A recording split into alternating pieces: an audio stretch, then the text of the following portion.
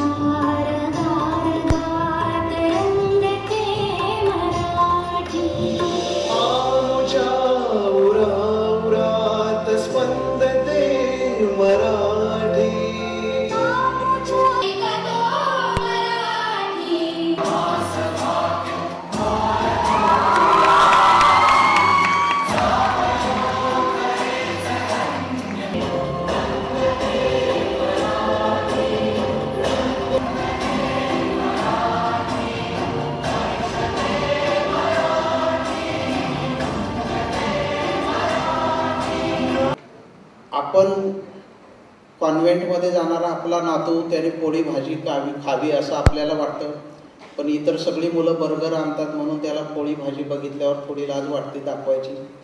अशा उंबरठ्यावर मराठी भाषा उभी आहे। वि.वा. शिरवाडकरांनी जे सांगितलं की नुसती भाषा कमी होतीये, त्यातले काही शब्द जात आहेत असा विषय नाही आहे।